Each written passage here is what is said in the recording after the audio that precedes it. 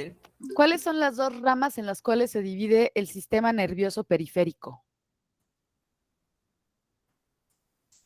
Ay, acabo de ¿Es decir en una. el central y el periférico? A ver, ese es en general el sistema nervioso, ¿no? El sistema nervioso lo Ah. tenemos en periférico y central.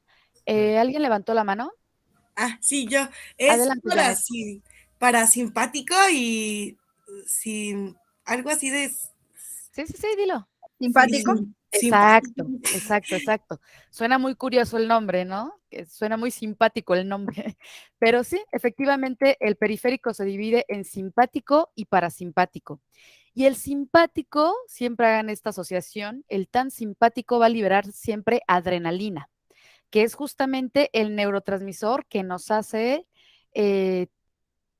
taquicardia en el corazón. Eso es bueno porque al aumentar la frecuencia cardíaca aumenta el transporte de oxígeno y hay que recordar que nuestros músculos pues son bien demandantes de oxígeno para poder moverse. Entonces, Cannon decía, se da la activación del sistema simpático de una manera en donde es todo o nada. Y el parasimpático generalmente libera acetilcolina, este otro neurotransmisor. Entonces, Cannon propuso que las respuestas fisiológicas a los estímulos emocionalmente importantes son demasiado inespecíficas como para transmitir a la corteza información concreta y detallada respecto a la naturaleza del estímulo que está generando esa activación conductual, ¿no? O sea, él decía, no le da chance, o sea, reacciona de una manera tan importante para mantener la vida que no le va a dar chance de procesar por medio de la corteza qué conducta tener o qué hacer. Este ejemplo que les ponía de mi amiga y yo, ¿no? O sea, no fue que ella pensara, me voy a poner a golpearlo, ella tuvo una respuesta de lucha, mientras que yo tuve una respuesta de huida sin pensarlo. Probablemente ya hasta después, o sea, yo después dije, wow, o sea, qué valiente, porque creo que yo ante estas situaciones lo que menos se me ocurre, y aunque muchas veces lo he ideado, he fantaseado así de, híjole, ¿qué pasaría si ahorita alguien se me acerca? Bla, bla, bla. Hasta traigo un llavero que tiene así como una forma de gatito, pero las orejas son picudas, entonces como, claro, pues le doy un golpe con mi llavero, pero estoy pues, casi segura que al momento que eso pase, ni lo voy a poder pensar, ¿no? O sea, seguramente voy a correr como aquella vez. Entonces, para, para complementar la teoría que tenían James Lange, donde ellos decían, no, primero se analiza, recordemos el ejemplo de la casa en llamas, ¿no? Ellos decían, no, como que primero analizas, luego ya tienes una emoción y luego actúas. Ellos sí decían que te daba chance de tener un análisis del proceso para después tener una respuesta. Eh, para Cannon y Bart esto resultaba algo limitante. Ay, cuando entran tardecito me cortan la idea porque esta cosa de transmitir con la pantalla completa. Entonces, con los experimentos de Bart, se vieron que existen dos estructuras subcorticales que son el hipotálamo y el tálamo, que desempeñan un papel esencial en la mediación de las emociones y que van a estar regulando también los signos periféricos de la emoción y van a dar información que desde luego va a viajar hacia la corteza, pero ya en la corteza, después de que se da esta respuesta, se llevará a cabo el procesamiento cognitivo de lo ocurrido, como lo que yo les decía, ¿no? Yo primero corrí y después me quedé pensando, uy, qué valiente fue mi amiga, cómo reaccionó así, bla, bla, bla, ¿no? Entonces, esta idea se complementa justamente con los experimentos de Cannon y Bart, los cuales ellos pues llevaron a cabo experimentos con gatos, era su modelo biológico en experimentación, en los cuales se había extirpado primero por completo la totalidad de la corteza, ¿no? Y aquí vemos cómo se da la extirpación completa de la corteza cerebral. Entonces, al haberles extirpado la corteza, notaban que los animales todavía podían tener respuestas emocionales totalmente integradas, que fue a lo que denominaron falsa furia, porque estas respuestas carecían de elementos de experiencia consciente, que es lo que hace característico tener como una emoción de enojo, ¿no? ¿De qué difiere la falsa furia de la furia genuina? Lo que ellos notaban es que las respuestas se podían desencadenar en la genuina con estímulos que eran muy leves, como hacer un contacto o que podían pasar de manera espontánea, mientras que en la falsa furia necesitaban tener estímulos más intensos para poder desatar esta conducta. Entonces, por otra parte, también vieron que en la falsa furia había como una respuesta curiosa porque algunas veces algunos gatitos se mordían a ellos mismos, ¿no? Como que no tiraban la respuesta de luchar o de evitar el estímulo hacia el estímulo que se los provocaba. No sé si alguno ha tocado un gato que no quiere ser tocado. Generalmente lo que hace es morder o rasguñar, ¿no? Entonces lo que ellos notaban en la falsa furia es que a veces los gatos se mordían a ellos mismos. Entonces, cuando Brad analiza más a detalle esta falta furia mediante cortes progresivos, encontró que esta respuesta coordinada desaparecía cuando se quitaba también la parte del hipotálamo.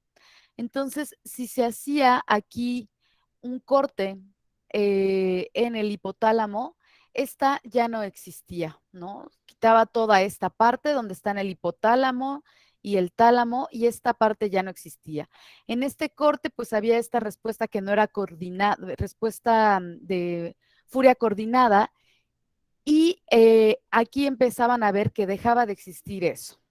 Entonces, este esquema es para mostrarles justamente el tipo de experimentos que llevaron a la postulación de esta teoría de las emociones que se le conoce como la teoría de Cannon y Barth.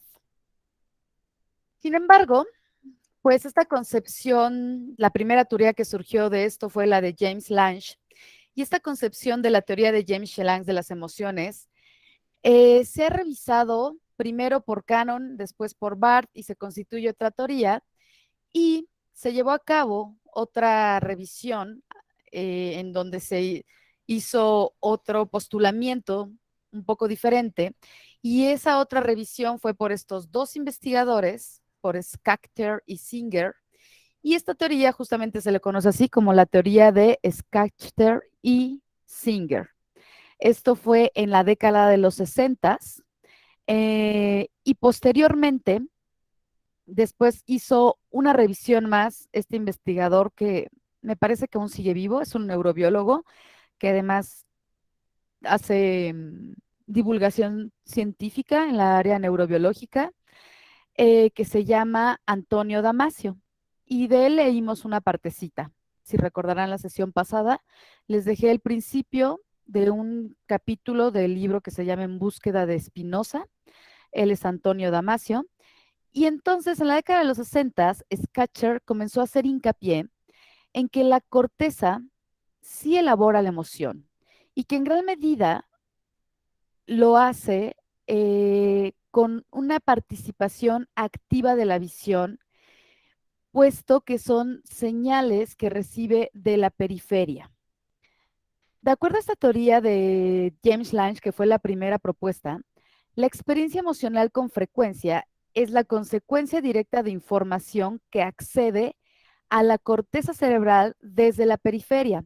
Entonces, como que ellos siguen apoyando un poco lo que justamente James Lange decían. Recuerden este evento de ver una casa, nuestra casa en llamas. Y Schachter propuso que la corteza va a traducir activamente estas señales periféricas, que incluso pueden ser inespecíficas, en sentimientos específicos. Pensemos otra vez en el ejemplo de ver nuestra casa incendiada, ¿no? Tal vez al principio vamos a sentir miedo, angustia, pero inevitablemente después sentiremos tristeza, ¿no? Por ahí la semana pasada alguien dijo, no, pues yo sentiría tristeza. Entonces sugirió que la corteza crea una respuesta además cognitiva de la información periférica que es consecuente con la experiencia y expectativas del individuo y que forzosamente estas están enmarcadas además en un contexto social. De tal manera que Scatcherd llevó a cabo un experimento. Él conjuntó a algunos voluntarios y les inyectó adrenalina. Recordemos que adrenalina es lo que dispara o activa al sistema nervioso simpático de esta parte del periférico y es lo que les comentaba, ¿no? Que nos hace tener taquicardia cuando sentimos, estamos muy excitados, temerosos, ansiosos, pues se dan estas respuestas fisiológicas, ¿no? De la taquicardia, de estar inquietos, incluso hay como un aumento en la actividad, hay cierta hiperactividad, etcétera, etcétera. Entonces, Scatcherd tomó estos voluntarios, les inyectó adrenalina. Estos sujetos, no todos, fueron informados de que adrenalina generaba algunos efectos secundarios, como la taquicardia, por ejemplo, ¿no? Y a otros no se les informó al respecto. Entonces, se expuso a todos estos voluntarios a situaciones molestas o divertidas, ¿no? Algo que les generara incomodidad o algo que los hiciera estar divertidos. Los sujetos a los cuales se les había dicho que había efectos secundarios de la adrenalina mostraron menos sentimientos de ira o de placer. Con esto, Scatcherd interpretó como un indicio de que los sujetos que estaban informados al respecto atribuyeron su excitación al fármaco, mientras que el otro grupo, que no fue informado, percibió su excitación como una respuesta emocional en forma de sentimientos muy intensos, como fue el enojo muy, muy elevado o el placer también muy elevado, dependiendo pues de las condiciones a las cuales fueron expuestos. Esto justamente demuestra cómo hay también un componente interesante de cómo la mente controla, ¿no? O sea, aquellas personas que les dijeron, oye, puede tener efectos secundarios, igual si estaban muy enojadas y sentían que palpitaba su corazón, decían, pues sí, estoy enojada, pero pues seguro es por la adrenalina que me pusieron. O, no me estoy divirtiendo tanto porque pues tal vez es por la adrenalina que me estoy divirtiendo más, ¿no? Mientras que aquellos que no eran informados tenían una respuesta más genuina. Este tipo de protocolo es muy importante en la investigación. Incluso esto seguramente era para ver también el componente que tiene la mente sobre estos eventos, pero en un rigor científico, cuando se experimenta con humanos, no se les informa a ellos si están recibiendo el fármaco que se interesa analizar, la sustancia, lo que sea, o si están recibiendo algo que se le conoce como la solución control para evitar justamente esto del efecto placebo. ¿Habían escuchado hablar de este efecto? Sí, maestra, de hecho yo lo utilizaba en mi servicio social porque tenía pacientitos que estaban intoxicados con, ya sea con alcohol, con marihuana, con cocaína. Bueno, no existe la intoxicación con marihuana, ¿verdad? Pero bueno, y por ejemplo, estas personas, iban a la clínica sintiéndose mal, pero también iban a la clínica porque querían hacer consumo de benzodiazepinas como el clonazepam, por ejemplo. Entonces, estas personas, agarraban y supuestamente se sentían mal y, empezaban a gritar, ¿no? Y ya el doctor agarraba y dice, dale un clona. Y ya no, agarraba y le daba un clona. Y ya no, se centralizaba. Ay, perdón. Se tranquilizaba tantito y ya, ¿no? Y al ratito, como en los 10 minutos, otra vez, ¿no? Ya estaba gritando, ya estaba, ahora sí que ya quería otra vez su clona, porque, bueno, ya quería otra vez su clona spam, y entonces, agarraba el doctor y me decía, no, pues dale una aspirina, y dile que es clona spam. Entonces yo agarraba, le daba una aspirina, diciéndole que era un clona, y efectivamente le hacía el efecto que nosotros queríamos que le hiciera de si fuese clonazepam. Placebo. Sí, Ajá. exacto. Sí, esto sí es súper interesante.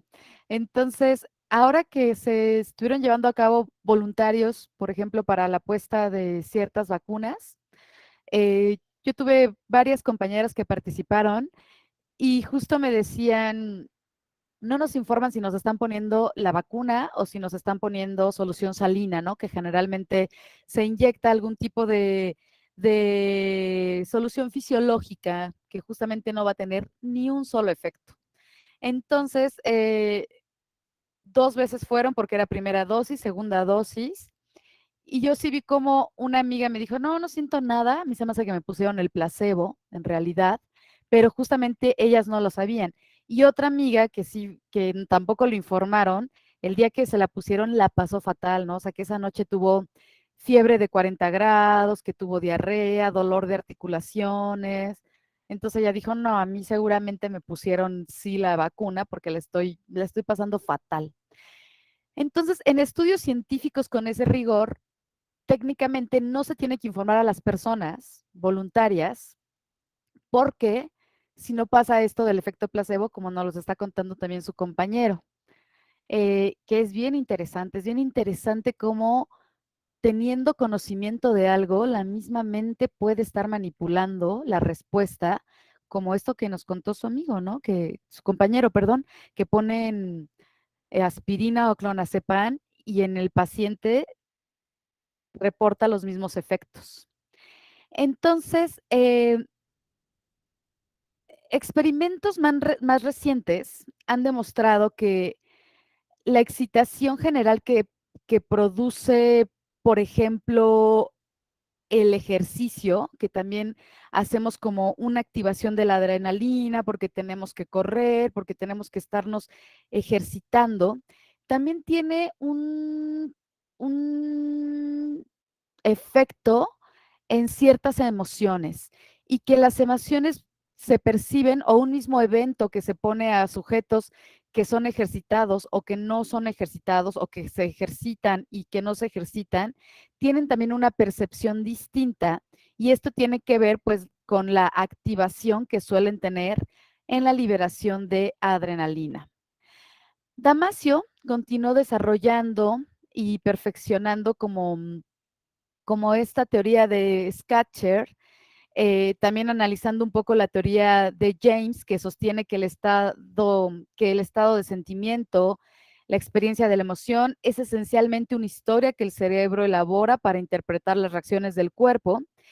Y más bien, estudios recientes indican que las respuestas que son autónomas a veces no son tan uniformes en todos los sujetos con los que se llevan a cabo este tipo de experimentos, tal como Cannon sí lo creía, o sea, Cannon que decía forzosamente siempre va a ser lucha o huida, y que más bien hay estados emocionales diferentes que se van acompañando en casos típicos que tienen que ver también con patrones que pueden ser o repetitivos o distintos. De tal manera que pues aquí tenemos una como síntesis de las 3 teorías que se han postulado para hablar sobre la neurobiología de los estados de ánimo. Así que James Lange decía que hay primero una activación, este término de arousal es como una activación fisiológica que va a tener una respuesta emocional. Es decir, aquí ya pasó como por un proceso cognitivo. Cannon y Barth decían, no, al mismo tiempo que se da la activación fisiológica, se está dando ya una respuesta emocional. Por esto que ellos notaban se da el estímulo y aunque no haya corteza cerebral, inmediatamente hay una respuesta como la falsa furia. Mientras que Scatcher-Singer más bien lo que hacen es conjuntar las 2 ideas de estas teorías, ¿no? Dicen, no, sí, desde luego que hay una activación fisiológica, pero esa activación fisiológica además pasa por una marca, por un proceso cognitivo que va a estar estereotipado y va a tener una marca, ¿no? Y esa marca, al decirles yo marca, es como un reconocimiento en el que nosotros podemos identificar la respuesta o el sentimiento que estamos teniendo para entonces dar una respuesta emocional. Lo cierto es que pues se sigue llevando a cabo mucha investigación. Hasta ahorita pues la más aceptada justamente es esta que está conjuntando, ahora sí que lo mejor de dos mundos, conjuntando que no está negando que desde luego que hay una respuesta fisiológica, pero que se trabaja a la par con un reconocimiento cognitivo. Y al hablar de un reconocimiento cognitivo, pues también ya están implicando esta parte de la historia de vida de la persona, los sucesos anteriores en los cuales estuvo expuesto para tener una respuesta emocional. Es decir, aquí ellos empiezan a hablar más bien de tener un tipo de personalidad. Lo interesante de estas teorías, cómo se desprenden, y lo que quiero que sepan es no descartarlas a estas dos y quedarse con la de Schatz-Singer, sino considerar que todas, bajo el esquema en el que fueron postuladas, la verdad es que son muy válidas. A mí sobre todo me gusta mucho la de Cannon y Barth, porque pues las respuestas que veían lo hacían directamente con organismos. Entonces, proveen puramente una explicación neurofisiológica, sin meter todavía componentes cognitivos, porque pues en ese momento, y yo creo que hasta la fecha, es muy difícil poder hablar del estado emocional de otros organismos que no seamos los humanos, ¿no? O sea, nosotros se nos puede preguntar por medio de cuestionamientos, podemos describir cómo nos sentimos. Y con los animales ha sido difícil tratar de interpretar eso. Los etólogos, que son los psicólogos de los animales, un poquito lo han estado dilucidando y ya hay como indicios en sus expresiones que nos van diciendo, está sintiendo dolor, está sufriendo, está cómodo, está contento, y todo esto, ¿no? De si mueve la cola, si la mete, si las orejas están hacia atrás, si las orejas están hacia adelante, incluso si hay reconocimiento ya en la forma de los ojos, ¿no? Si los ojos están caídos, si están entrecerrados. Hay cosas bien interesantes, bien bonitas también a la luz de los animales. Entonces, les decía que a mí me gusta mucho el aporte que hizo Cannon y Barth, porque tiene que ver con neurofisiología, sin estar metiendo la parte que tiene que ver con poner una marca a algo que reconocemos o que se nos ha dicho, eso que sientes es enojo, eso que estás sintiendo es tristeza, ¿no? O sea, porque hay también hasta qué punto estamos como comprándonos etiquetas que tal vez no son tan genuinas dentro de nosotros.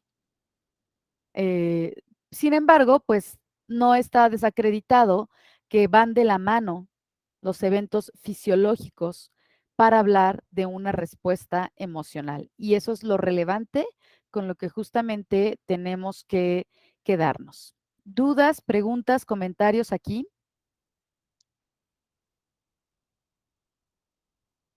¿No? No, maestra. Ok. Y entonces, pues, quiero mencionarles sobre Magda Arnolds, porque ella fue una investigadora y teórica de la psicología que se destacó especialmente por formular una teoría de las emociones conocida como Appraisal Theory, en la que, inspirándose en la concepción, pues, una concepción, ¿cómo nombrarla? Es que tiene un nombre de una corriente filosófica tomista, en una concepción tomista, que es una corriente filosófica propiamente de la teología, que tiene que ver con Santo Tomás de Aquino o relacionado con él. Es justamente un movimiento filosófico que, que surgió a finales del siglo XIX y deriva como de la teología que justamente tenía Santo Tomás de Aquino. La característica de esto es que Tomás de Aquino sostenía que hay que buscar la verdad por sobre todas las cosas, ¿no? Y en concreto era como una persona muy realista, seguía muchísimo a filósofos griegos como Aristóteles, hablaba sobre cuestiones de la metafísica, llegó a escribir comentarios sobre Aristóteles, etcétera, etcétera. Entonces, ella como que se inserta para hablar de esta teoría con esta concepción tomista, en donde sostiene que las emociones son activadas por una cognición previa que puede ser inconsciente, pero que puede hacerse consciente por la capacidad que tenemos los humanos de reflexionar. Por esta teoría, ella es considerada un antecedente en esta corriente psicológica que tiene que ver con el cognitivismo. Este es el libro que ella publica, Emotion and Personality, y pues si se dan cuenta, ella sí está diciendo un poquito lo que la teoría de James Lange decía, ¿no? Ajá, hay una activación fisiológica, pero siempre vas a tener una respuesta emocional. Y retomando esta parte, ella más bien propone que antes de que se active una emoción, primero tiene que haber un reconocimiento cognitivo de lo que nos está generando ese estímulo o ese evento. De tal manera que Magna Arnold sostiene que la emoción es el producto de la evaluación inconsciente del potencial dañino o beneficioso de una situación, mientras que el sentimiento es la reflexión consciente que se hace a esta valoración inconsciente. Por lo tanto, menciona que el sentimiento siempre va a ser una tendencia a responder de determinada manera. Entonces, no siempre puede haber cuestiones que sean tan instintivas, sino que más bien, si se actuó así, si se hizo de esa manera, es seguramente porque había un sustrato inconsciente y que después de que se vuelve consciente ya puede ser un sentimiento. Menciona que además, pues las emociones justamente van a diferir entre sí porque van a desencadenar diferentes tendencias de acción. Y así, a diferencia de la teoría de James Lange, el punto de vista de Magda es que no es necesario que se tenga una respuesta autónoma, es decir, que active el sistema nervioso simpático para experimentar una emoción. ¿Qué piensan al respecto? Parece que está un poquito enredado, pero quiero escucharles.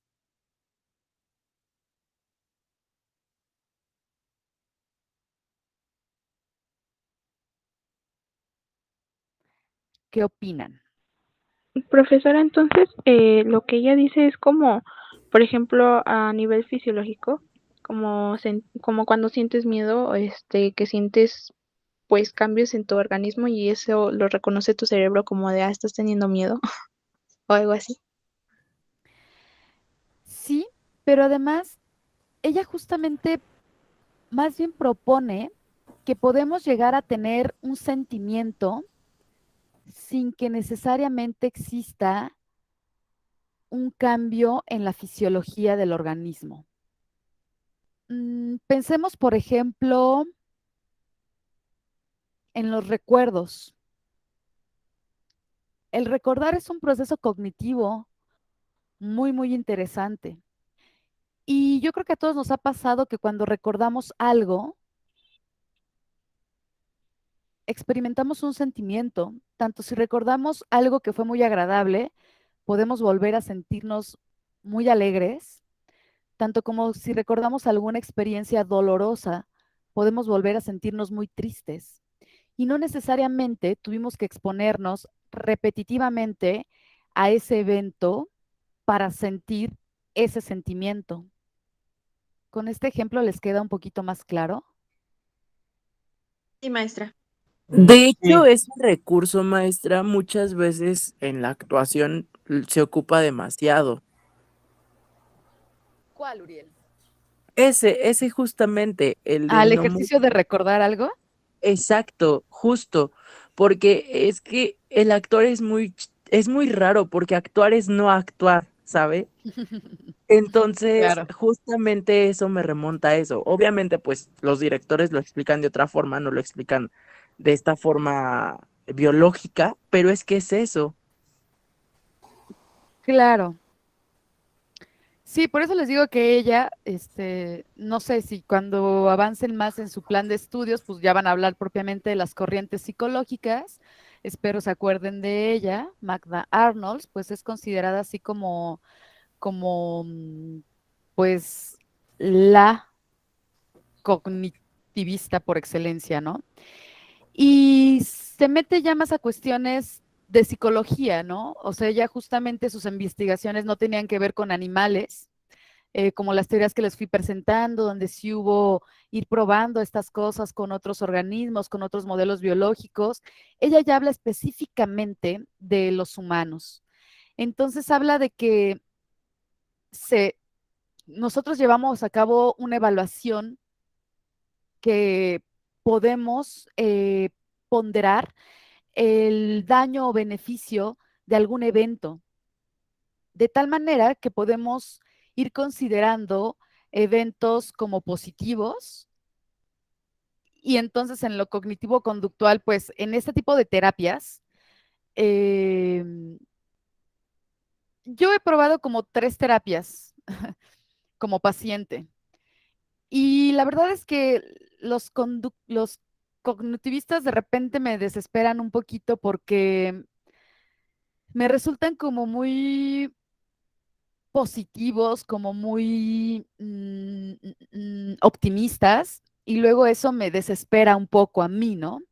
Pero pues también debo de reconocer que yo particularmente sí creo que soy una persona muy, muy nostálgica. Entonces, como que de repente estén así todo el tiempo de, no, pues aléjate de eso que no te hace bien, hace esto, lo otro, entonces mejor genera esto, ¿por qué mejor no lo otro? Hay un momento en que digo, chale, o sea, no quiero que todo tenga que ser así, quiero también explorar esta parte, ¿no? Esta otra parte de esto que se conoce como, pues tal vez emociones negativas, que es mejor alejarse de ellas, bla, bla, bla, porque también creo que en ese reconocimiento que uno puede hacer de ese tipo de pensamientos, de sentimientos también, uno se va conociendo más, ¿no? Yo creo que no conozco a alguien que pueda haberse conocido por completo de una manera optimista, solamente haciendo puras cosas que impliquen emociones o pensamientos positivos. A mí me parece que somos personas que todo el tiempo estamos tratando de mantener un balance en nuestra psique y que entonces no hay que pandear este balance solo a cuestiones o emociones positivas, ¿no? Eso es como mi manera personal de ver las cosas. Entonces, es interesante también comentarles esto porque pues a la par que ella fue desarrollando esta idea, pues previamente ya se había postulado también la parte de Freud, ¿no? O sea, estos grandes aportes que hizo Freud al estudio de la mente humana que tiene que ver con el inconsciente, el subconsciente, porque es justamente lo que ella dice, o sea, ella cree que cualquier valoración que nosotros hacemos de manera inmediata fue por una cuestión inconsciente y que podemos ya tener un sentimiento cuando hacemos una valoración consciente de ese actuar. Esto que Freud decía mucho, ¿no? Las pulsiones, o sea, hay como ciertas pulsiones que nosotros hacemos de manera inconsciente, pero pues con lo que Magda empieza a proponer es, claro, siempre va a haber un inconsciente que nos está llevando a tener una respuesta ante algo, pero eso no necesariamente está hablando de sentimiento, solamente está generando una respuesta y que la emoción ya puede formarse cuando hacemos la valoración consciente de ese actuar inconsciente. ¿Queda claro? Sí, maestra. De hecho, creo que Ok. me quedó más claro con el ejemplo que dio. Perfecto. Entonces, pues hablando nuevamente, regresándonos a la parte neurofisiológica, pues ¿cuáles son las estructuras que están aquí involucradas? Ay, déjenme acomodar esta diapositiva porque creo que se encimó este esquemita. Ahí está. Pues más o menos ya hemos visto que el sistema límbico tiene que ver con todo lo que implica los estados del ánimo. Y que el sistema límbico es un sistema que se llama así porque abarca varias estructuras. Dentro de esas varias estructuras, pues hay tanto estructuras subcorticales como estructuras no corticales. Entonces, los estímulos de importancia emocional van a activar vías sensitivas que desencadenan la regulación de la frecuencia cardíaca, la presión arterial y la respiración. Y esta frecuencia cardíaca, presión arterial y respiración, tal como lo comprobaron Cannon y Barth, tiene que ver con un control del hipotálamo. Entonces, pues, déjenme pongo un puntero para poderle señalar estas estructuras. Aquí lo que estamos viendo en estos dos diagramas, pues es como cortes sagitales de un cerebro humano. Y si nosotros tenemos que ubicar el hipotálamo y el tálamo, pues son estas estructuras. Aquí está el hipotálamo y el tálamo, ¿ok? Y estos son, el hipotálamo es considerado por excelencia, y fue parte de las contribuciones de Cannon, como el centro homeostático. ¿Saben a qué hace referencia esta palabra de homeostático? Sí, ¿A qué? al estado normal o basal del cuerpo. Al equilibrio, perdón. Exacto, al equilibrio. Y esto del equilibrio no quiero que lo vean como algo que es estático. En realidad, el término de homeostasis es bien bonito, súper bonito. Hay artículos bien interesantes de cómo surge este concepto, de cómo ha tenido algunas pequeñas variaciones ya en la fisiología. Se proponen que mejor se diga homeocinesis porque tasis hace como referencia a algo estático.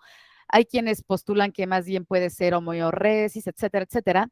Pero lo que es un hecho es que se sigue utilizando el que se acuñó por Cannon, que es homeostasis, ¿no? Cannon además era francés, entonces por ahí también hay una teoría que dicen, híjole, es que tal vez al hacer la traducción del francés al inglés, se está dando como una mala interpretación, ¿no? Pero en fin, seguimos utilizando homeostasis y homeostasis significa todo ese balance que existe en nuestro cuerpo que nos permite estarnos manteniendo vivos. Ejemplo, si esta noche nos tomamos 2 cervezas, desde luego que estamos introduciendo líquidos a nuestro organismo. Tiene que haber un balance hídrico en nosotros, ¿no? La manera en que se compensa es, bueno, vamos al baño a orinar. Entonces, ahí se está llevando a cabo un balance hídrico. Hay sustancias, por ejemplo, que pueden ser diuréticas y otras que son antidiuréticas. Diuréticas, ¿qué quiere decir? Pues que va a promover la orina, antidiuréticas, pues que no la va a promover. La cerveza es diurética, ¿no? Genera ahí cambios en el balance hídrico y entonces cuando la tomamos hace que vayamos al baño, más que si hubiéramos tomado 2 vasos de agua solamente. Entonces, ese equilibrio que estamos manteniendo, el comer también en ciertas horas, cuando empezamos a sentir hambre, si no hemos comido, esa debilidad que tenemos, o sea, todas esas señales que vamos experimentando y que nuestro cuerpo nos va informando al respecto de lo que está necesitando para seguir manteniendo el balance homeostático, más bien para seguir manteniendo el balance de nuestra vida, pues es lo que se conoce como homeostasis. Entonces, el hipotálamo es considerado el centro homeostático por excelencia, fue parte de los descubrimientos de Walter Cannon. Entonces, Estas observaciones pues siguen siendo congruentes con las teorías de la emoción que se han postulado, pero a su vez, esta información sobre los estímulos de importancia emocional se transmite también a la corteza cerebral, tanto de los órganos periféricos como desde el hipotálamo, amígdala, núcleo amigdalino, y las estructuras que están relacionadas con el sistema límbico. Así que en estos dos esquemas tenemos las estructuras a grandes rasgos y con un poquito más de detalle, las estructuras que se relacionan con el sistema límbico. Esto además, debo comentarles que varía dependiendo del libro que estén consultando, pero lo que es un hecho es que hay unas que sí están consideradas en todo el sentido, que va a ser amígdala, hipocampo, con todo lo que implica el hipocampo, su circunvolución parahipocampal, la circunvolución del cuerpo calloso, fornix, que es esa estructura que está aquí, el lóbulo frontal, ¿no? Como que generalmente, y lóbulo temporal y lóbulo occipital. Esas son las que se consideran siempre en el sistema límbico. Habrá libros que ustedes consulten que lo empiezan a hacer un poquito más específico, ¿no? O sea, sí, dentro del hipocampo, sí el hipocampo, pero no todo el hipocampo, más bien la parte del cíngulo. En la amígdala, pues va a estar el núcleo amigdalino, del hipotálamo van a estar, pues, tal vez la parte de las medial del hipotálamo, el núcleo dorsal del tálamo, los núcleos talámicos anteriores, no todos los que están en el hipotálamo, etcétera, etcétera. Entonces, lo que es un hecho es que siempre va a estar hipocampo, amígdala, fornix, lóbulo temporal, lóbulo frontal, lóbulo occipital, la circunvolución del cuerpo calloso y el hipotálamo. Entonces, lo que nosotros estamos teniendo que tomar en cuenta es que todas las emociones van a tener una activación, ya sea de la gran mayoría de las estructuras del sistema límbico o de todo el sistema límbico. También por eso de repente está como un poquito difuso el hablar de todas las estructuras que están participando en las diferentes o los diferentes estados de ánimo. En esta parte justamente lo que quiero mostrarles es cómo se da la secuencia de una experiencia emocional, de tal manera que nosotros vamos a tener un estímulo emocional, ¿no? El oso que se nos va a acercar, ver nuestra casa en llamas, etcétera, etcétera. Ese estímulo va a viajar por medio de nuestros receptores o todo nuestro sistema sensorial, que es observarlo, que es darnos cuenta. Esa información va a llegar al tálamo. El tálamo la va a enviar a dos estructuras importantes, al hipotálamo y a la corteza sensorial, porque aquí en la corteza sensorial se siguen haciendo la integración de esos estímulos que estamos viendo. Cuando se va al hipotálamo, entra como en un bucle de regulación donde el hipotálamo lo manda al tálamo anterior, a la corteza cingulada, al hipocampo, y en ese loop o bucle que se está dando de retroalimentación entre esas estructuras, se va a tener tanto la respuesta corporal como la experiencia emocional. Y entonces aquí con este sistema que estamos viendo, con este circuito para la respuesta neurobiológica de un estímulo emocional, se está comprobando un poco esta conjunción que se hace de las teorías que se propusieron desde un principio hasta nuestra fecha, que es más bien van a la par, ¿no? Respuesta corporal y experiencia emocional. Aunque lo que también es muy cierto es que pues va a depender en gran medida del contexto de cada individuo, pero lo que es un hecho es que pasa por este tipo de circuito sí o sí. ¿Dudas, preguntas? Yo sí, maestra. Adelante. Entonces, el sistema límbico también se encarga como de organizar nuestro comportamiento para dirigir, bueno, o sea, lo dirige a la supervivencia de nosotros. Sí, claro. De hecho, el sistema límbico también hay algunos que ya no lo utilizan, ¿eh? También le llamaban el cerebro primitivo o el cerebro reptiliano, porque estos circuitos que les estoy mostrando están no solamente en los humanos, o sea, todas estas estructuras están presentes incluso en reptiles, de ahí que que antes se le llamaba como el cerebro reptiliano, ¿no? A esta Ujú. parte del sistema límbico. ¿Sí? ¿Alguna Ok. otra? No, maestra, de mi parte Ok. no. ¿Alguien más? Bien.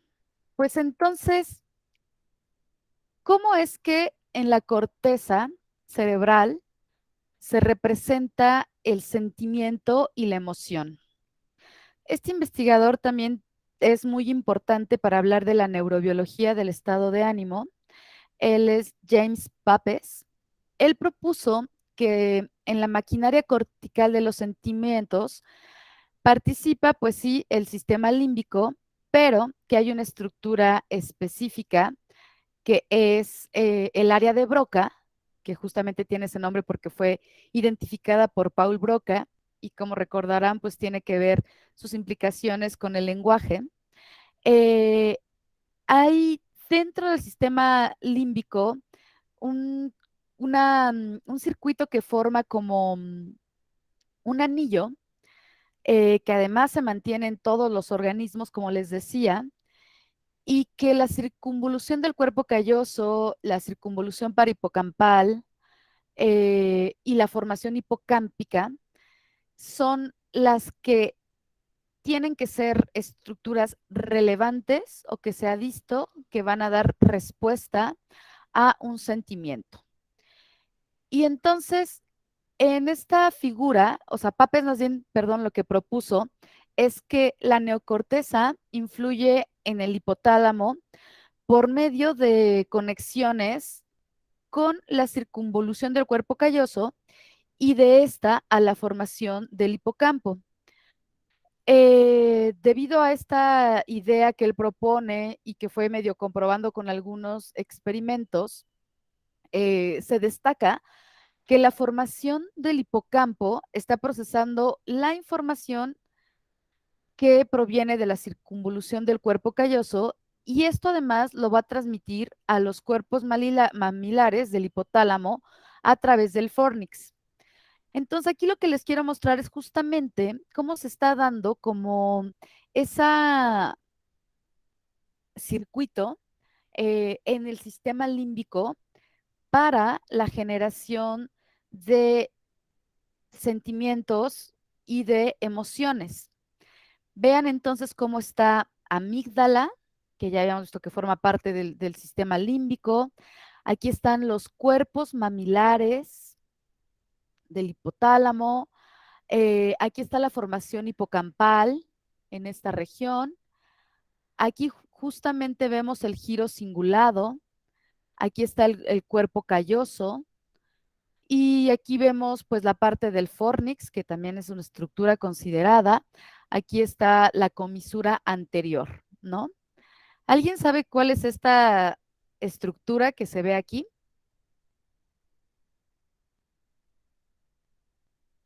Es una glándula, les doy una pista. ¿La glándula pineal? No, Sí. otra, La pituitaria. exactamente. Es la hipófisis o pituitaria. Pituitaria es más común que se utilice en inglés. Siempre en todos los textos en inglés la van a ver como pituitary y en español es más común que le digamos hipófisis. La glándula pineal anda como por acá, está más en el centro y es más chiquitita. Esta hipófisis sí es más grandecilla. Entonces, pues aquí están los circuitos que estamos observando para ver lo que ocurre, ¿no? Cada uno de estos puntitos, siempre que vean un esquema así del cerebro, cada vez que vean un puntito, el puntito significa núcleos.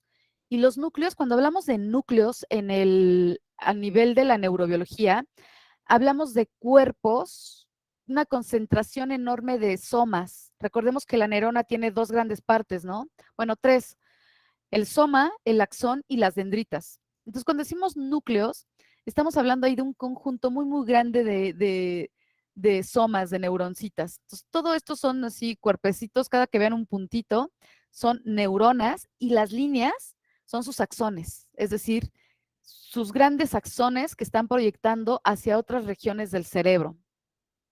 Entonces, vean cómo de aquí, de la formación hipocampal, hay muchos núcleos, cuerpos somáticos de neuronas, que están enviando sus proyecciones hacia esta región, que son los cuerpos mamilares. Vean cómo esta otra que surge aquí de los cuerpos mamilares, por ejemplo, ¡pum!, envía hacia el núcleo anterior del tálamo. Aquí hace un relevo. Siempre que vean como esta forma de Y este puntito, están hablando de procesos sinápticos, justamente, ¿no? Aquí conos axónicos liberando neurotransmisores aquí en otro núcleo, es decir, en somas de otras neuronas que ¡pum!, envían sus proyecciones hacia el giro cingulado. Pero además vean cómo aquí la flecha azul envía también, tiene más bien, aquí hace sinapsis en esta parte del giro cingulado y envía sus proyecciones nuevamente a esta parte de la formación hipocampal. Y aquí además, como ven, cómo hay otras neuronas en verde, ¿no?, que están teniendo a cabo procesos sinápticos. Entonces, esto es como la propuesta y lo que fue observando un poco en sus experimentos, en que la formación del hipocampo procesa información del giro cingulado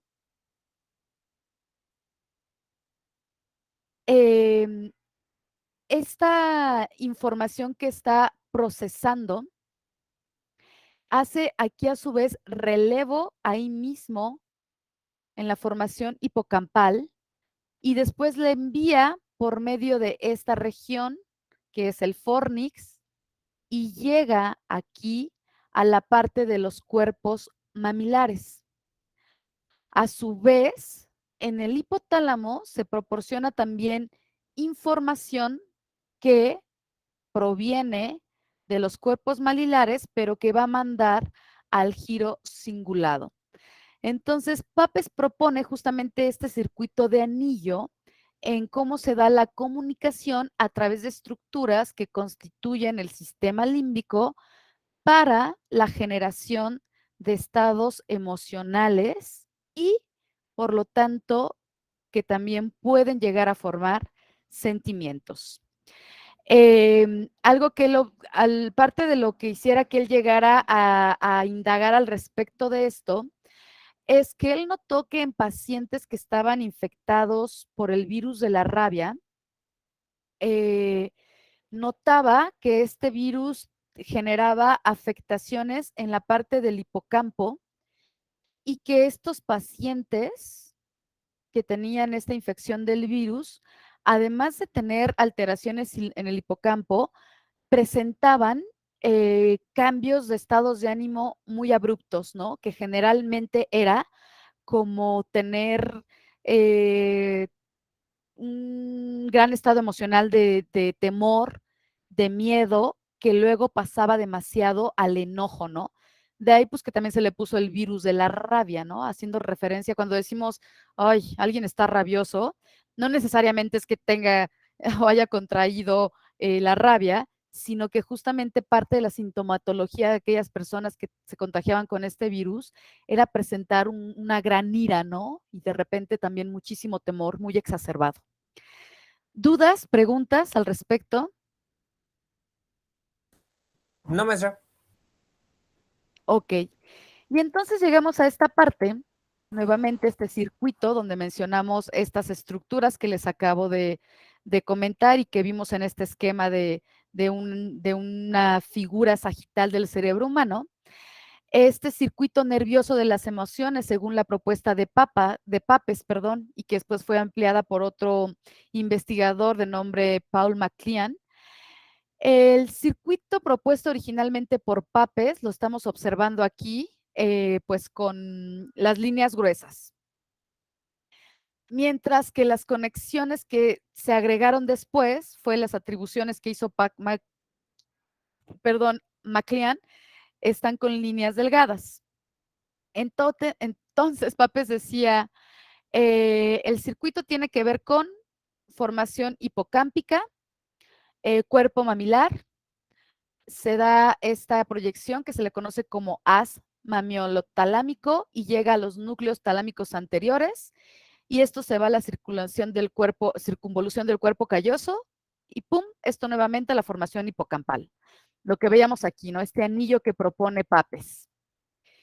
Y con las atribuciones de Paul MacLean se amplía este modelo, en donde también se ve que del cuerpo mamilar que se encuentra en el hipotálamo, estas conexiones también se lanzan a la corteza prefrontal, se van a la corteza de asociación. En la corteza de asociación hay una retrocomunicación con la circunvolución del cuerpo calloso, pero también con la formación hipocámpica. Y de la formación hipocámpica hay aquí una comunicación bidireccional entre corteza de asociación y formación hipocámpica. Pero el hipocampo también, ¡pum!, se va a conectar con el núcleo amigdalino, y núcleo amigdalino a su vez se conecta con hipotálamo. Entonces, vean aquí cómo es interesante que cada contribución lo que hace no es refutar lo que otros investigadores descubrieron, igual como vimos con las teorías, más bien que la investigación se va haciendo para ir haciendo más amplio el conocimiento del funcionamiento de algo que nos está interesando, ¿no? Al principio nada más se pensaba que hipófisis solamente se comunicaba, por ejemplo, por decirlo, no estoy segura, pero a la hipófisis primero se le había adjudicado que tenía una relación con las glándulas adrenales.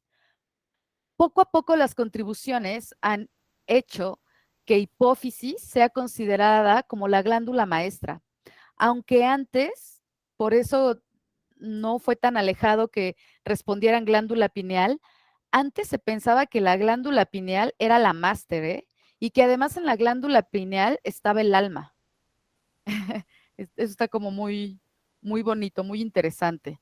Me parece que fue Aristóteles, o no, Descartes. Descartes quien propuso que en la glándula pineal estaba el alma. Pero siguiendo un poco las ideas de Aristóteles, eso sí. Entonces, pues vean cómo se sigue comprobando lo que yo había dilucidado Papez, o lo que había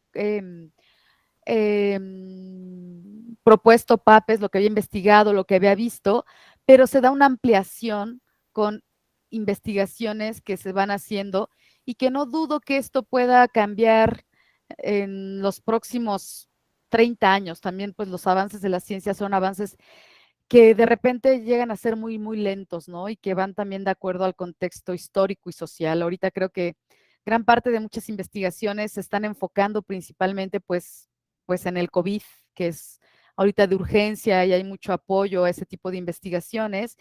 Y otras pues se van deteniendo un poquito, pero siempre hay grupos de investigación que están haciendo lo suyo, cada uno desde sus líneas de investigación. Y entonces quiero cerrar esta parte de los estados de las emociones para comentarles como un dato curioso sobre las expresiones faciales, que son un indicador también de nuestro estado de ánimo, ¿no? Este investigador francés, Julian Benjamin Aman Duchenne, que vivió de 1806 a 1871, es muy importante, como en los estudios que llevó a cabo de electrofisiología sobre todo. Él buscaba comprender cómo las contracciones coordinadas de ciertos músculos expresan distintos estados emocionales que además son panculturales, ¿no? O sea, creo que nosotros, así estemos en Asia, así estemos en África, así estemos en Australia, tenemos esta capacidad de reconocer cuando una persona está alegre, cuando una persona está triste, cuando una persona está enojada por su expresión facial.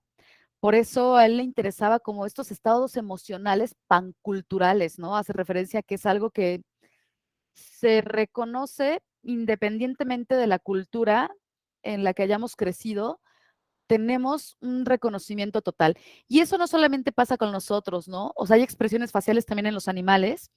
En los animales, si ustedes observan a los perros, si uno le muestra los dientes al otro, inmediatamente entiende que es una expresión facial que está indicando aléjate, enojo, vete, ¿no? No es como en nosotros. A mí, por ejemplo, y creo que también César Millán lo menciona bastante, que a los perros, que son muy inteligentes, les resulta bien curioso identificar los estados emocionales de otra especie que somos nosotros, sus dueños, porque nosotros al mostrar los dientes, para nosotros es estar mostrando un signo de felicidad, mientras que para ellos mostrar los dientes es prácticamente todo lo contrario. Entonces, bueno, Duchenne estaba interesado en esto y debido a ello, él hizo una estimulación transcutánea para activar músculos en el rostro, en la superficie dorsal de la cabeza, es como atrás, dorso habla de atrás, y el cuello. Y además también en ese momento utilizó otra innovación tecnológica, que en ese momento era la fotografía. Entonces, pues su investigación, hombre, estaba así como en la cúpula de la ciencia, porque estaba haciendo electroestimulación transcutánea y además estaba tomando fotografías. Ahorita que cualquiera ya en un celular podemos estar fotografiando lo que se nos dé la gana, el descubrimiento de la fotografía fue una innovación tecnológica muy bonita, muy interesante. La historia es muy padre. Ver fotografías antiguas también es bien bonito. Todo el proceso de revelar una fotografía utilizaba muchísimas cuestiones químicas y en algún momento se hacía con unos componentes que eran de plata, el revelado de las fotografías. Entonces, pues bueno, él estaba así en la crema innata por usar sus grandes innovaciones tecnológicas para llevar a cabo su experimento. Y entonces aquí tenemos a un zapatero francés que era parte de uno de sus voluntarios, en donde un zapatero parisino, él justamente analizaba cómo con una estimulación eléctrica podía producir una expresión facial de risa. Vean. Y quiero que observen esta foto de esta otra, bueno, aquí está él experimentando con él, que observen esta foto donde se está produciendo una sonrisa por medio de la estimulación transcutánea, que es una corriente eléctrica, y esta otra que es una risa o sonrisa espontánea. ¿Les parece que son idénticas o qué notan de diferencia? Pues que en una, o sea, solo está como sonriendo y en la otra ya está como hasta mostrando los dientes. E incluso su expresión en También sus tiene ojos. muchas arrugas, Y los ¿no? ojos también, exacto. Exactamente, los ojos, justamente es algo que él notó. Entonces, Duchenne justamente vio que cuando se daba como una sonrisa, entre comillas, forzada, porque era provocada por una estimulación eléctrica y no por un estímulo, en realidad, por eso era forzada. Incluso a veces la nombran como la sonrisa de Duchenne. Y una sonrisa voluntaria que era producida por un estímulo, por algo divertido. Él justamente notó eso que ustedes notaban, que en una, sobre todo lo de los ojos, él veía como los ojos aquí no tenían esa misma expresión que cuando fue espontánea, ¿no? Esto comprobó, o ahora comprueba, que la convergencia de las señales motoras, si bien se puede generar una contracción, lo que es un hecho es que tiene una conexión con centros a nivel del cerebro que hace que la expresión espontánea de la falsa sea distinta. No es lo mismo que nos hagan sonreír por un estímulo eléctrico donde hacen mover nuestros músculos que participan en esa expresión facial, a que veamos algo divertido y que por eso sonriamos, ¿no? Porque algo divertido pasó por un procesamiento de nuestro cerebro y nos hace tener esa respuesta en nuestros músculos faciales. Entonces, esto comprueba justamente cómo las emociones tienen un background, un sustrato que forzosamente se coordina a nivel del cerebro. Y bueno, otra cosa que además él notó, algo bien interesante, fue que cuando llevaba a cabo la estimulación en unos músculos específicos, también desencadenaba esta expresión que está mostrando como miedo, terror. Aquí se ve como hasta un cambio en la posición de las cejas. Esto lo estimuló por cuellos aquí, por músculos aquí en el cuello, como están notando, aquí salen como los cablecillos, y notó eso, ¿no? Cómo se daba este cambio de expresión, de miedo, temor, terror. Sin embargo, cuando le preguntó al paciente, oye, ¿cómo te sientes? Él no dijo que sentía ni miedo, ni terror, ni tortura, ni dolor. Entonces, pues es bien interesante que no hay que dejar de perder de vista no solamente la parte donde ahorita estamos hablando de todo lo que tiene que ver con las estructuras neuroanatómicas, circuitos neuronales, etcétera, etcétera, sino que todo esto es una gran coordinación en donde existen respuestas de nuestro sistema musculoesquelético, pero que se coordinan gracias a nuestro encéfalo, y todo esto lo origina un estímulo emocional. Tiene gran relevancia el experimento de Duchenne porque fue el primer trabajo que examinó las contribuciones de los músculos craneales a las expresiones que comunican la emoción humana por medio de estimulación transcutánea. A esta estimulación transcutánea, pues ya después se le dio el nombre de faradización, el nombre también a otro, me parece que él era físico, Michael Faraday, que ellos hicieron pues muchísimas cuestiones de electrofisiología y conducción de estímulos, corriente eléctrica, etcétera, etcétera. ¿Dudas o preguntas hasta aquí? No. Perfecto. Pues vamos a entrar ahora sí a la primera parte de hablar de trastornos del estado de ánimo. Y el primero que vamos a hablar pues es la neurobiología de la depresión y el suicidio. ¿Cuáles son las características y síntomas de este trastorno? Pues generalmente es presentar un estado emocional de tristeza, que esta puede ser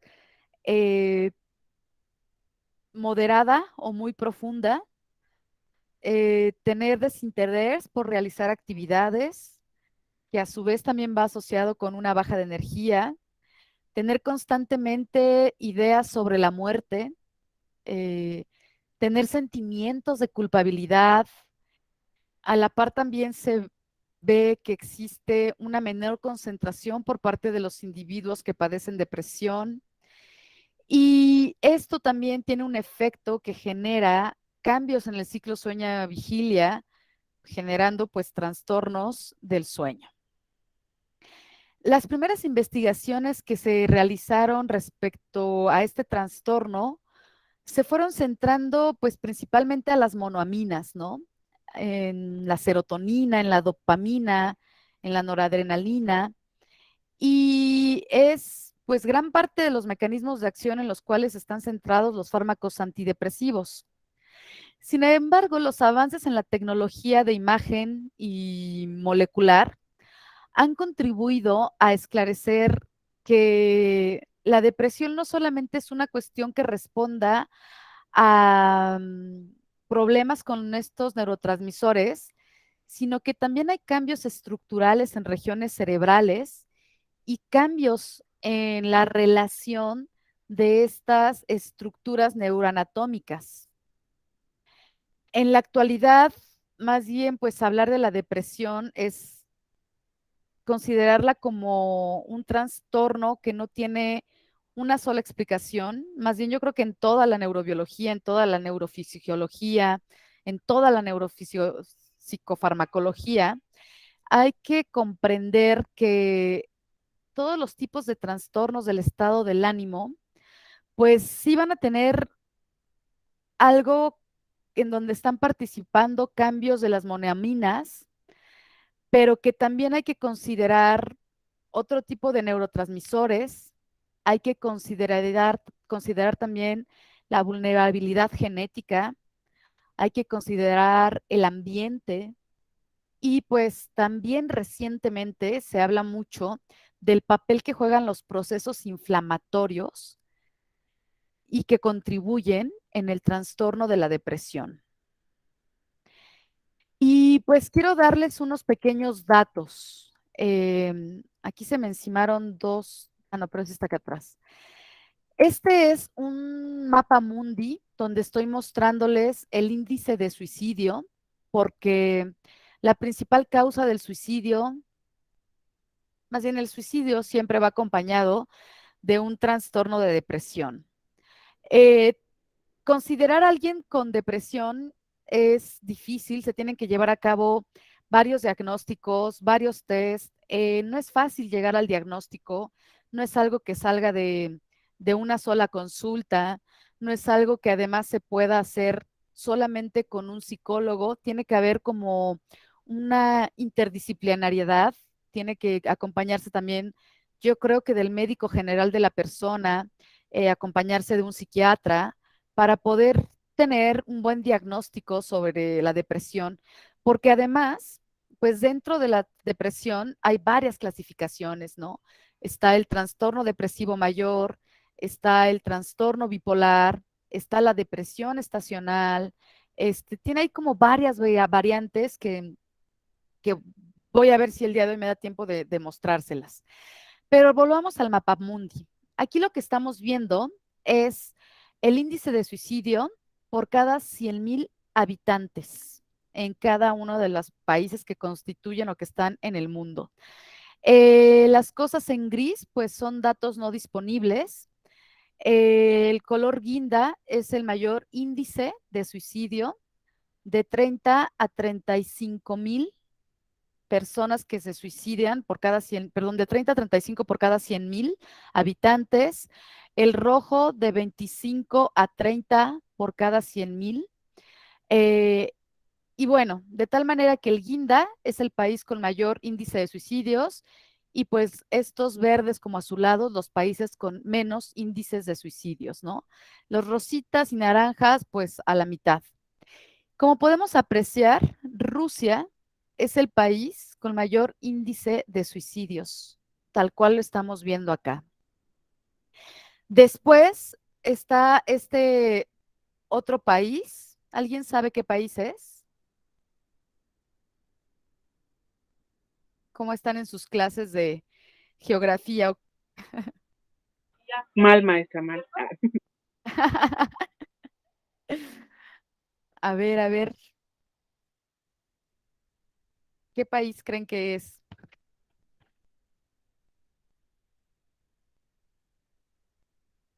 ¿No? Ucrania. Ucrania está aquí. Y luego, pues si notamos un poquito los que están en rosita y naranja, pues vean cómo en rosita está este otro país que también está muy cerca de Rusia, que es Kazajistán. Acá tenemos, a ver, de América, ¿cómo andan? ¿Qué país es este?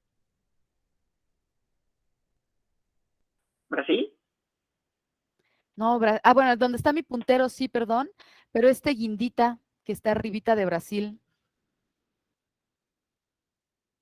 Dice, sí, no se lo vengo manejando. Ay, maestra, no me acuerdo. Es Guyana. Aquí está Guyana. Pues prácticamente en Latinoamérica está como bajo el índice de suicidios, de acuerdo a este mapamundi. Pero vean cómo Estados Unidos está en naranja, de 15 a 20,000 por cada 100,000 habitantes. Canadá está un poquito bajo, pero hay algo que es bien interesante que si ustedes lo hacen notar, la distribución que tiene el suicidio, bueno, India está en medio, ¿no? Aquí está esto un poquito grave, a la mitad del índice de suicidios. Australia casi nada. Pues toda esta parte de América Latina nada, ¿no? Brasil, Chile, Argentina, Venezuela, Guatemala, aquí en Centroamérica también está muy bajito. En las regiones de Europa sí hay también, ¿no? Francia, España, Alemania, esta parte de Europa Occidental, pues está a la mitad los índices de suicidio. Pero ¿qué es lo que notan de esto que están como a la mitad, que es aquí Estados Unidos, Alaska, Rusia, en comparación con América Latina, con esta parte de África, con esta parte de Asia? Australia está rarillo, está muy bajito. ¿Qué notan? ¿Cómo es el clima? Mm, Es más tropical, no más caliente. ¿En ¿Cálido? dónde? Caliente en Estados Unidos. Por ejemplo, Rusia, frío. En Australia, supongo que también caliente. De hecho, le iba Ajá. a preguntar algo que se me surgió una duda, maestra. Dime. ¿Por qué, por ejemplo, en Rusia, que es un país primermundista, hay tantos suicidios y en cambio en México no, o sea, bueno, sí hay, pero no tanto como en Rusia? En México están yendo en aumento, pero ahí les Ujú. va. Y esto está bien bonito porque tiene que ver muchísimo con el ambiente. No. Rusia y al norte también de Estados Unidos, y vean aquí Alaska, ¿no? Alaska está Ujú. a la mitad, similar a Estados Unidos. Los cambios que se dan con movimiento de traslación de la Tierra están muy asociados con el estado de ánimo de las personas. Rusia es muy frío. Yo creo que la mitad del año es frío y hay regiones en donde en cierta época del año pueden pasar días sin percibir la luz del sol, al igual que en Alaska. Como en Alaska. Ujú. Exactamente. Entonces, justamente les decía, vean esta cosa que está bien curiosa, ¿no? Al norte y al sur, el polo norte, el polo sur del globo terráqueo, en esta parte donde todo está más cálido, en esta parte aquí de Asia, Latinoamérica, México, la verdad es que no presentamos estos cambios tan fuertes en donde podemos llegar a estar en días de que no sale el sol por los periodos del movimiento de traslación de la Tierra, ¿no? Los cambios estacionales. Y eso está bien asociado, o sea, está comprobadísimo que muchas personas que no pueden ver la luz del sol presentan un mayor índice de depresión. Y esto yo creo que lo pueden notar muchísimo en personas que viven al norte de Estados Unidos, cómo pasan la mitad de su vida en Estados Unidos y la mitad de su vida, por ejemplo, en playas de México.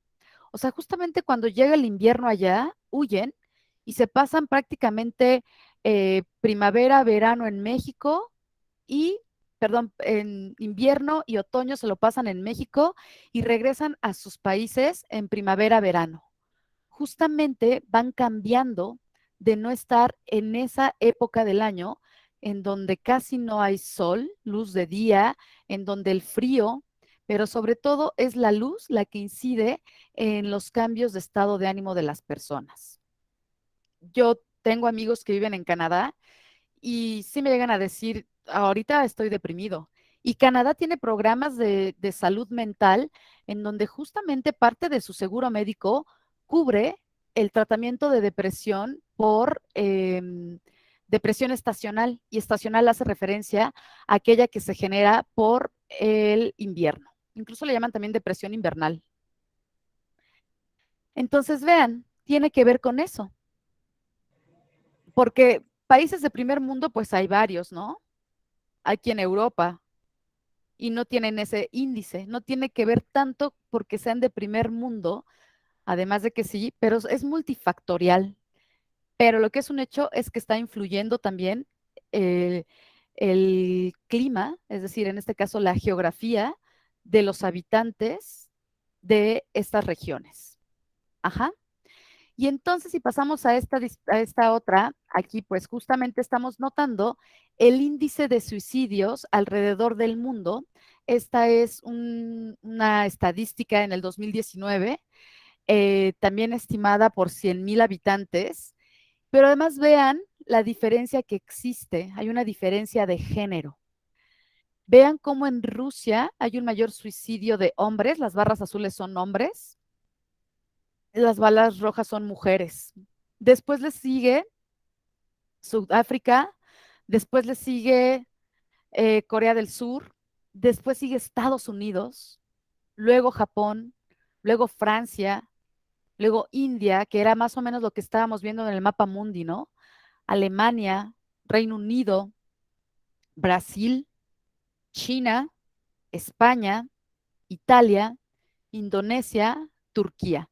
Y esto nos está hablando de 40,000 habitantes por cada 100,000, perdón, 40 habitantes por cada 100,000 se están suicidando, ¿no? En el 2019. Pero además llega a ser por más del doble los hombres los que se suicidan en todo el mundo en comparación con las mujeres. Yo creo que el único país en donde más o menos se equipara el índice de suicidio entre hombres y mujeres es en India, pero observemos cómo en todos los demás siempre casi duplica la cantidad el número de hombres suicidas que de mujeres.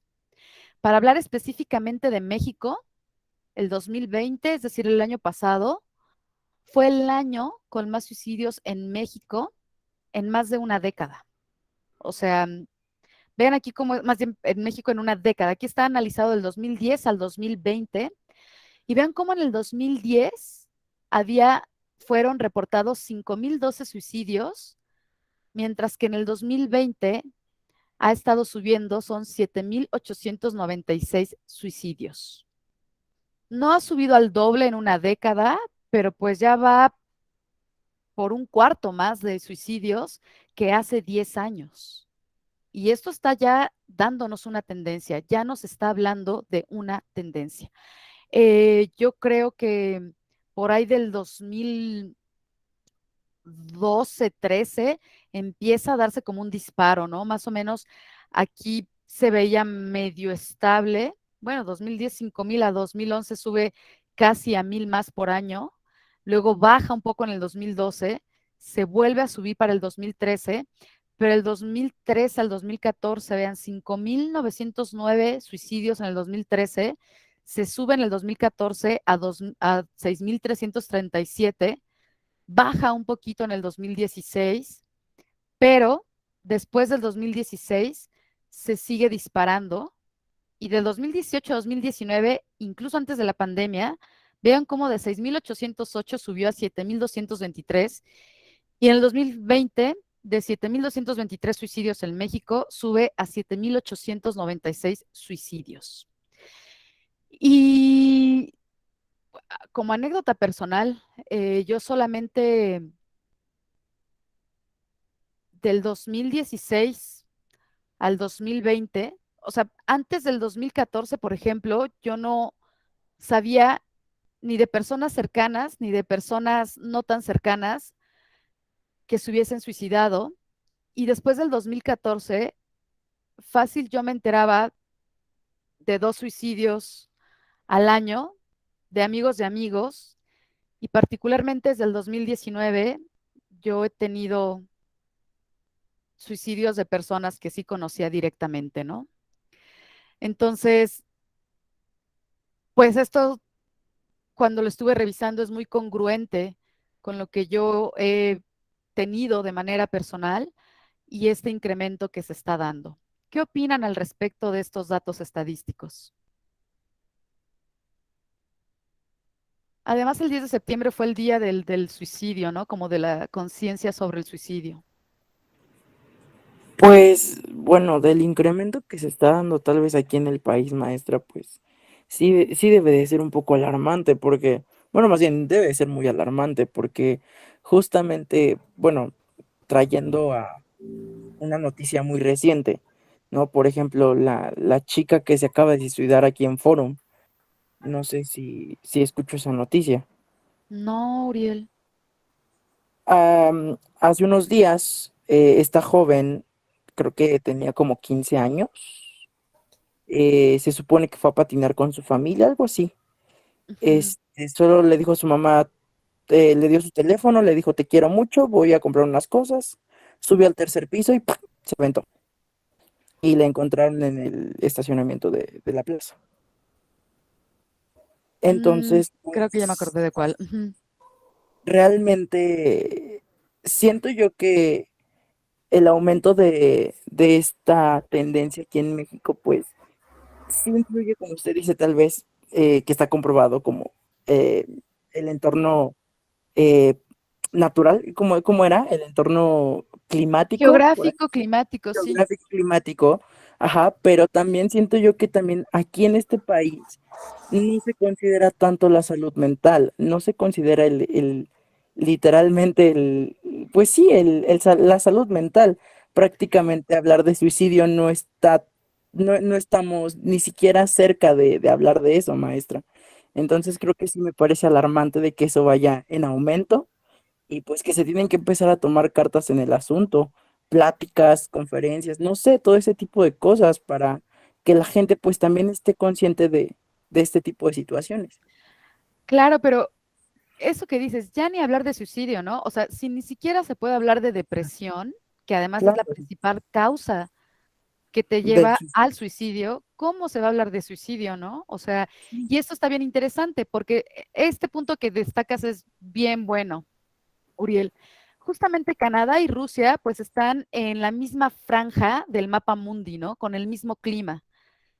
Y no se compara el índice de suicidios que tiene Rusia con lo que tiene Canadá. Pero yo les comenté, Canadá tiene un mucha programa. investigación, exactamente, y hace mucha investigación en trastornos depresivos generados por el invierno, muchísima. Y entonces aquí sí se hace la diferencia, ¿no? Cómo es importante la investigación, hace completamente la diferencia. Mientras que Rusia, no sé si le esté apostando, si está invirtiendo en programas para sus habitantes, para tratar esos trastornos que tienen una relación bien estrecha con el cambio que padecen de acuerdo a las estaciones del año. Maestra, también tendría que ver el contexto social, porque realmente los rusos son muy, o sea, si de por sí nosotros como mexicanos somos muy cerrados, ellos siento que son quítate que ahí te voy, porque, o sea, ni siquiera permiten la tolerancia ante, no sé, por ejemplo, las personas LGBT, ¿no? Me desvío un poco del tema, pero no sé No, si, pero es si me verdad, entiendo, no sé si me claro. entiendo.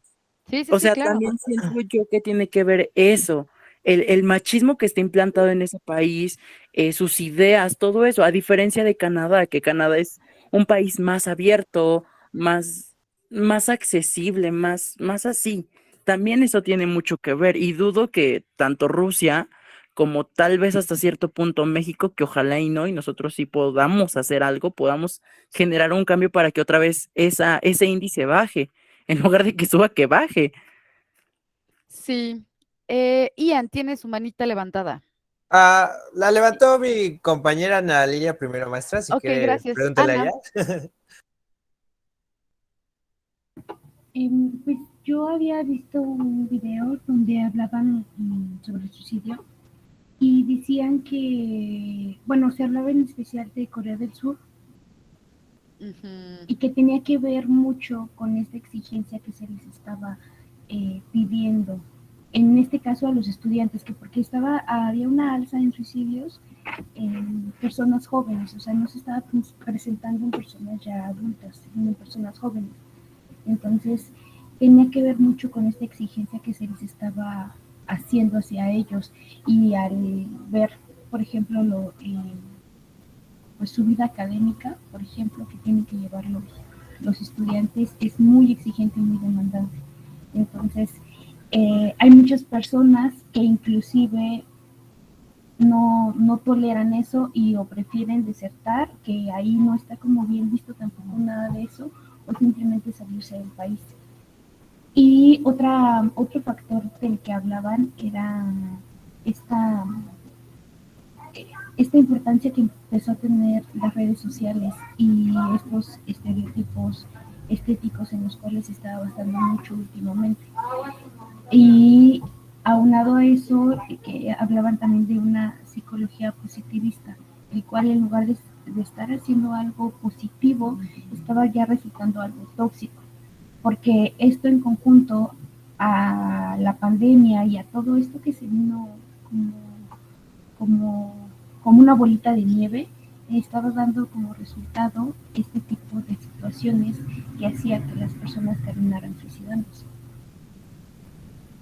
Sí, hay muchas cosas que influyen de manera social, ¿no? Demasiadas, demasiadas. O sea, la depresión es un trastorno, como todos, yo creo, muy, muy complejo, en donde no solamente es una liga direccional, sino me gusta más bien verlo como si fuera muchas ligas que van conllevando a que se establezca la depresión, ¿no? El entorno social, las estaciones del año, el entorno familiar, etcétera, etcétera. Adelante, Ian. Gracias, maestra. Bueno, yo respecto a lo de las estadísticas que nos mostró sobre los suicidios que hay en todos los países, pero en especial en México, creo que con ese aumento que hubo como de 400 y tantas personas, que ya llegó a los 7,000 del 2009 al 2020, creo que es más que nada también porque esta situación, ¿no? Que surgió cuando ya inició lo de la pandemia y el COVID-19 y era como muchas cosas, ¿no? Porque muchos jóvenes tenían como estas eh, problemas intrafamiliares en su casa, el ambiente social a lo mejor no era el mejor, y también como que aquí en estos 2 años, pues se puso como a prueba, ¿no? Esta parte de las competencias emocionales que tienen las personas y también como su resiliencia. Entonces creo que aquí como que en esos años hubo como una batalla entre esas dos cosas y pues efectivamente creo que fue por eso que también muchos jóvenes como que por temas de sus relaciones con la familia y con este tema de las clases virtuales y que no les gustaban y todo este tipo de cosas, creo que también influyó mucho.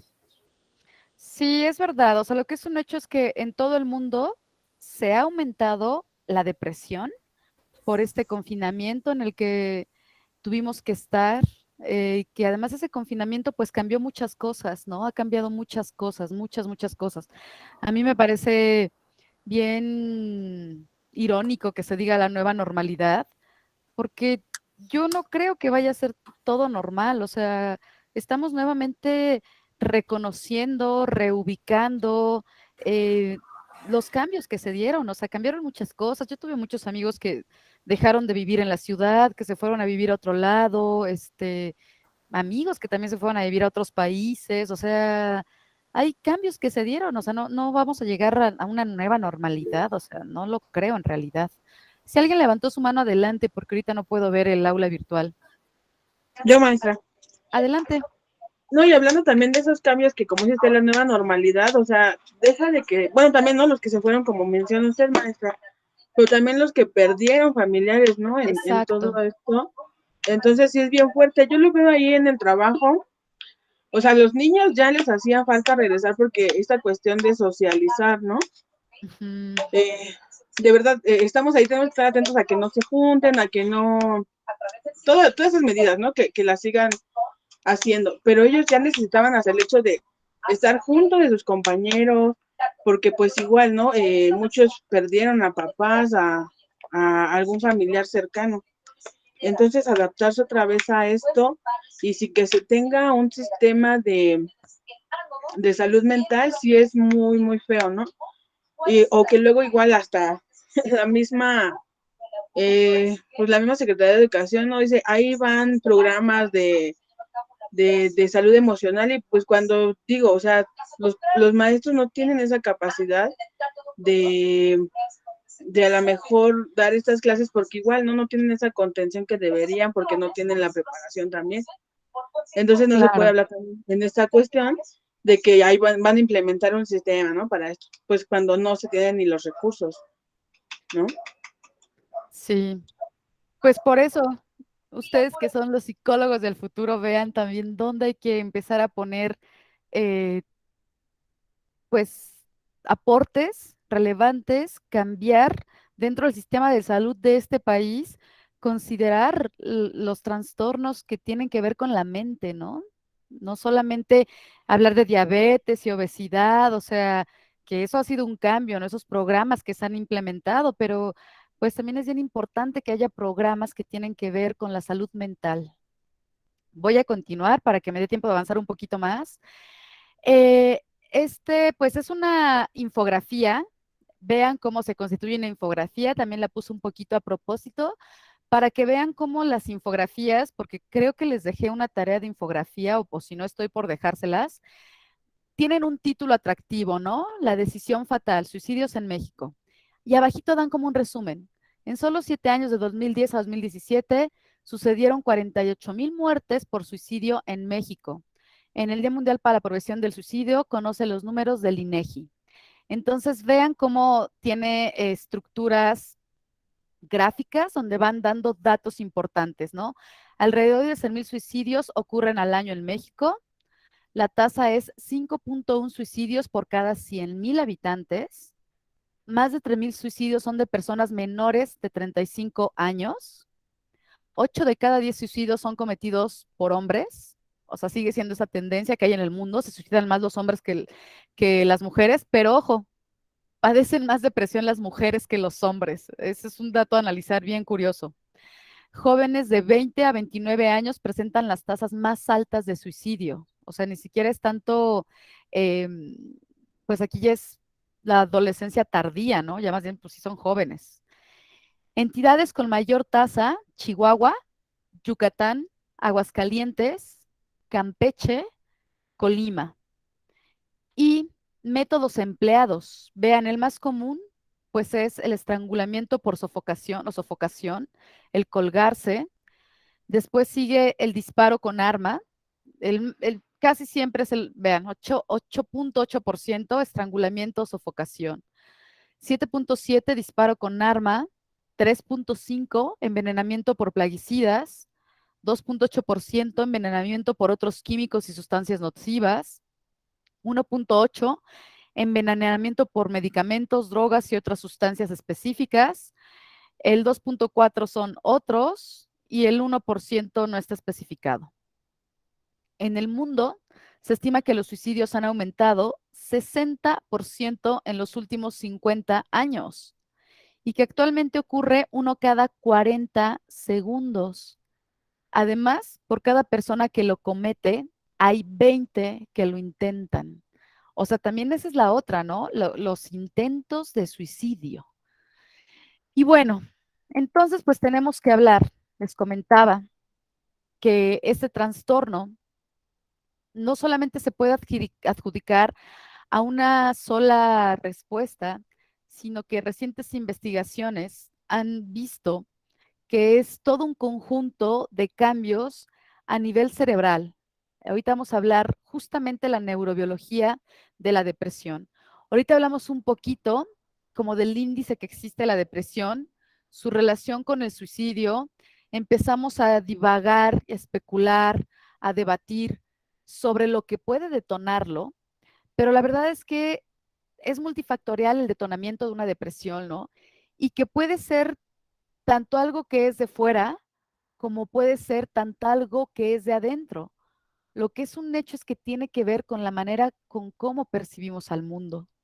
Hay muchas veces que también hemos visto o cuando no hemos escuchado ese comentarios de, ay, quién sabe por qué se suicidó si lo tenía todo, ¿no?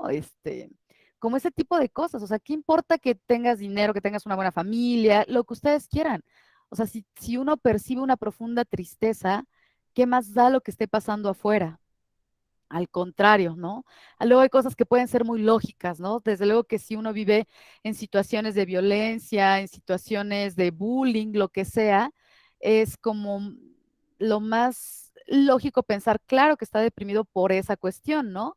Pero también hay personas que se deprimen sin necesariamente estar pasando por un evento que implique sentir emociones negativas.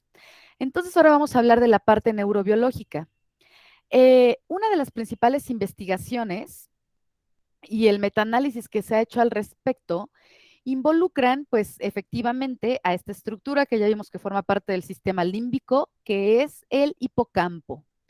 Y específicamente, pues, esta parte del hipocampo, como habíamos estado viendo, que está aquí, este es el hipocampo, está en azul, se los puse en esta imagen para que vean cómo es una estructura larguilla, parece, tiene una forma de C, pero además es bilateral, ¿no? Esto que ven sombreado en azul más clarito es porque justamente estamos viendo el de este hemisferio izquierdo, el del hemisferio derecho. De tal manera que en estudios de imagenología, lo que se ha comprobado en personas que presentan una depresión mayor es que tienen una disminución de la sustancia blanca del hipocampo, pero que además hay una asimetría hemisférica entre, pues, los hemisferios derecho e izquierdo. Aquí estamos viendo un corte sagital, es decir, de lado. Hicimos un corte sagital. Obviamente este no fue un corte, es una imagen proporcionada por imagenología y podemos estar viendo aquí las diferentes regiones del hipocampo. Lo que están haciendo aquí es comparar pacientes con trastorno depresivo mayor que son con pacientes sanos y además también compararlo con los de trastorno depresivo mayor son los de color naranjita, los pacientes sanos son los de color amarillo y la comparación que hacen con pacientes que han presentado episodios recurrentes, son los de color rojo. Les decía que hay varios clasificaciones también de la depresión. Y entonces, justamente lo que estamos observando aquí son los cambios que existen en esa comparación de personas sanas contra personas con trastorno depresivo mayor y personas que han tenido eventos depresivos. Y entonces vean aquí cómo el color nos está indicando cambios en el tamaño. Vean el tamaño aquí cómo disminuye con las personas rojas, que son los que tienen trastornos depresivos recurrentes, el tamaño de los naranjas, que son sanos, y el de los amarillos con un trastorno mayor, ¿no? Vean cómo se da la disminución y también vean esta simetría que existe de personas sanas contra personas que han tenido episodios depresivos. Y lo que notan es esta disminución en la sustancia blanca. ¿A qué me refiero cuando digo sustancia blanca? Recuerden que en el cerebro se dice sustancia gris y materia blanca. ¿Qué es una materia blanca y qué es una materia gris?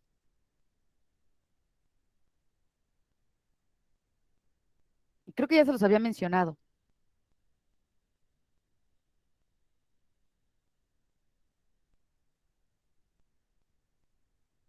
Materia blanca es el cúmulo de somas de unas neuronas.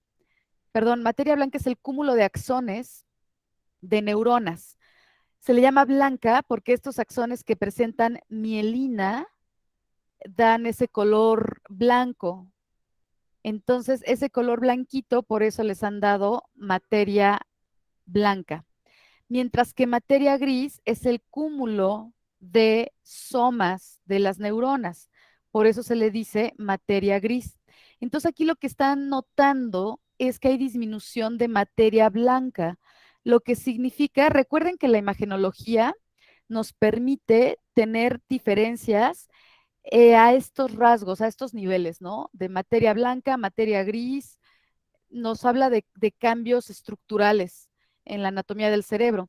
Entonces, lo que están notando justamente es disminución de conexiones, ¿no? No hay tantos axones, se da una disminución de conexiones porque entonces no hay tantos axones de estas neuronas.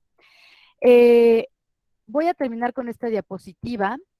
En otro análisis que llevaron a cabo, otros cambios que notaron fue el de la amígdala. Aquí se me movió la figurita que quería resaltarles, pero pues aquí tenemos parte de estructuras señaladas en un corte sagital que nos están mostrando y vean cómo está la amígdala, que recuerden, sigue formando parte del sistema límbico. lo que han notado es que hay una reducción del volumen de la amígdala en pacientes con trastorno depresivo mayor que no han sido medicados en comparación con personas que están siendo medicadas. Estos resultados, por lo tanto, apoyan la idea de que la depresión sigue siendo un trastorno, perdón, que tiene que ver con muchas estructuras que constituyen al sistema límbico.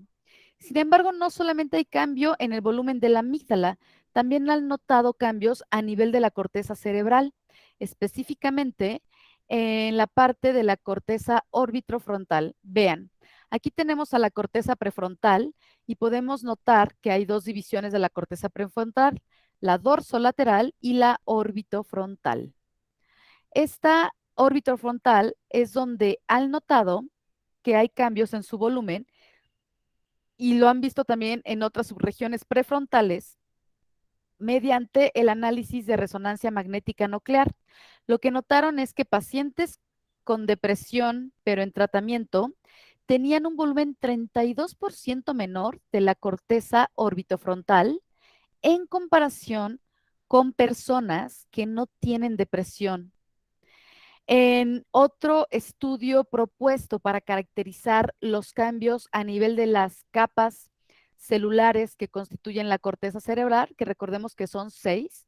La corteza cerebral tiene 6 capas celulares constituidas por estas neuronas que son muy características, ¿no? Piramidales, dendríticas, arborícolas, etcétera, etcétera. Entonces, lo que notaron es que hay una reducción de la densidad de la glía en general, y que hay una reducción del tamaño neuronal en la capa 6. Vean, esta sería la capa 6, que es la multiforme de la corteza cerebral, que aquí pues está caracterizada por estas neuroncitas que son como, que tienen muchísimas dendritas y que envían sus proyecciones hacia la capa 5, pero que llega incluso hasta la capa 4, ¿no? Y entonces veían además no solamente en neuronas, sino también en células gliales, que recordemos que no todas las células que constituyen al tejido del cerebro son neuronas, sino que también hay astrocitos, oligodendrocitos, microglía, y veían también que había cambios en la densidad de la glía. Entonces, la glía también es una célula, bueno, son unos tipos de células que se han empezado a estudiar muchísimo, porque antes como que todo el protagonismo lo tenían las neuronas, pero a estas alturas de los avances científicos ya se sabe que las neuronas sin la glía, pues no son la gran cosa. Necesitan totalmente de esta simbiosis que tienen con las con las glías, perdón, con las células gliales, para poder estar ejecutando bien sus funciones y teniendo pues una buena forma de vida. Se dice como coloquialmente que la glía es como la nodriza de las neuronas, son como sus mamás, las están cuidando todo el tiempo para que estén funcionando bien. Y con esta diapositiva me voy a quedar para concluir la clase. No sé si tengan algún comentario, duda, que les esté resultando difícil el tema. Por favor, váyanme diciendo eso para que entonces yo también les vaya dando como más lecturas de apoyo, ¿no? Para que ustedes que lo quieren revisar un poquito más a profundidad, les vaya subiendo lecturas más de apoyo. Hay un pequeño detalle con este tipo de información que de repente la mayoría está en inglés. De repente lo que encuentro en español, pues más bien son como revisiones no tan recientes, pero de cualquier forma siguen sirviendo como base, como literatura base, para que ustedes estén revisando. Entonces, coméntenme, por favor, díganme qué opinan. Difícil, fácil, ponga lecturas. Digo, los libros que están ahí en el temario son bastante buenos para estarse apoyando también en esto. Sobre todo el de Pianelli, creo que es el que está ahí, ese es muy bueno. Y el de Eric Kandel. Kandel también es, aunque Kandel está muy metido en las cuestiones bioquímicas, eso a mí me parece un poquito más complicadón.